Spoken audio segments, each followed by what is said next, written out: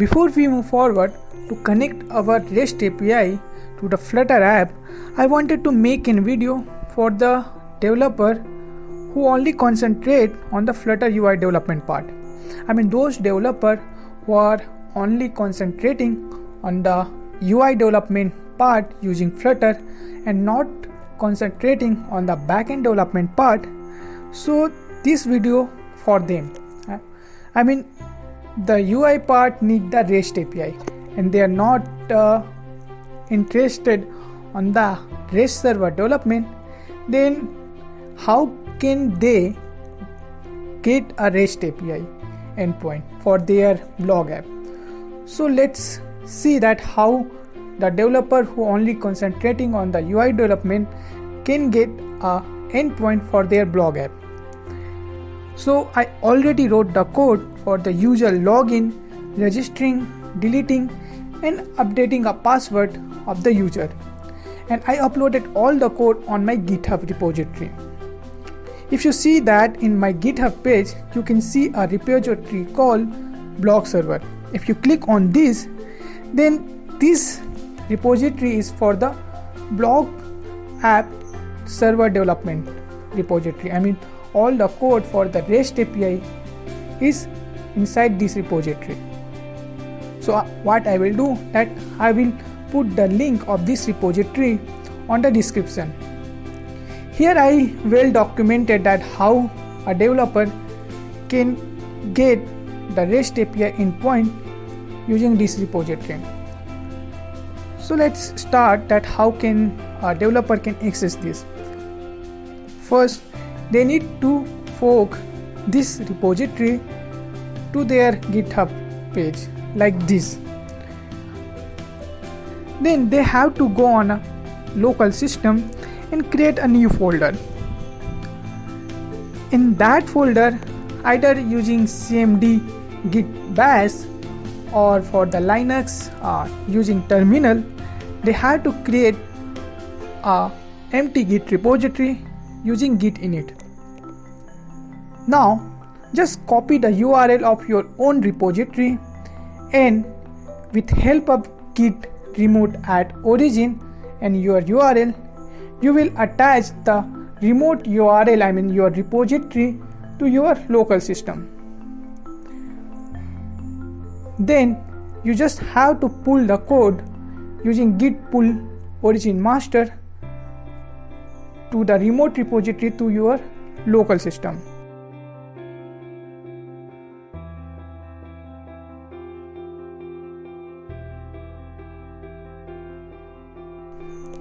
Now you all have your code,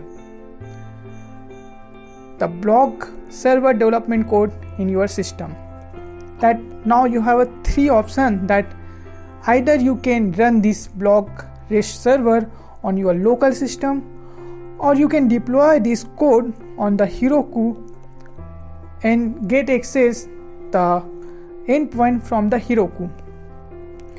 Third thing is that I will put a link of my own remote endpoint on this repository, also on the description. Let me go one by one. If you launch your REST server on your local system, then you just have to do this thing. You have to run the command of npm install. Make sure that you have a Node.js and the MongoDB installed on your own system. If you didn't install yet the Node.js and MongoDB, please hit that link. And the second thing is that you have to run the command npm install. It will install all the package that will be needed to run our blog server. Then to start your MongoDB daemon, hit the command sudo service mongodb start, then it will start your MongoDB daemon on a Linux machine. If you are a Windows user, I will put a link that how you can configure the MongoDB database on your own Windows system. After that, you have to run the server using npm run dev. With help of that, your server will be launched on the local host or on the port number 5000. Now this is your base URL. That base URL will be needed at the time of we connect to the REST server to the Flutter app. This URL will be needed on the next video.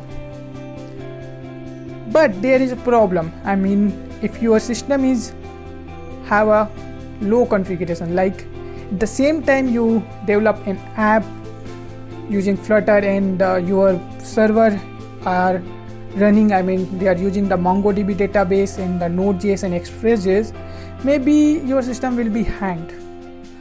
So what I did, I deployed my REST server on the Heroku. For that again you need a code. I mean on your local system you need a code. Then after that you have to connect your Node.js application to the MongoDB Atlas remote server. This is the link that how you can connect the MongoDB Atlas remote server to the Node.js application. And the second thing, that using Heroku CLI we will deploy our Node.js application on the Heroku.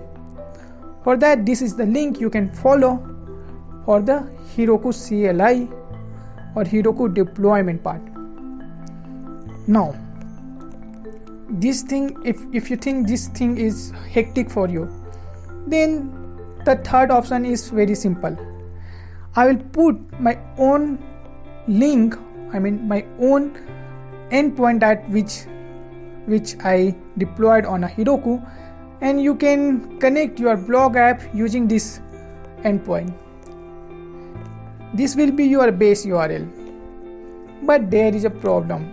If many users will connect their blog app using this URL, then the MongoDB Atlas server may be exhausted. I mean the MongoDB Atlas server provide me a 500 MB data, the space free.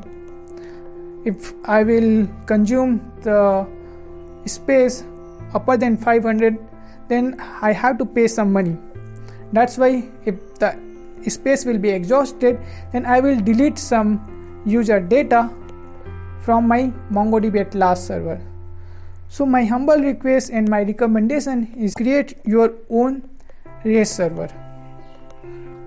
This is the only three thing you have to follow. I mean you can run your own REST server on the local system, or you can host your REST server on the Heroku, or you can take help of that link which I will provide. In the next video we will connect our Flutter blog app to the REST API. Stay tuned, and also please subscribe this channel to motivate me.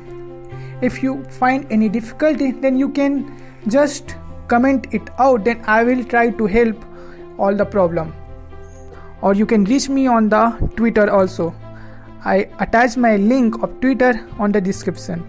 So if you need any help, then I will help you on a Twitter or in the comment section. Thank you and happy coding.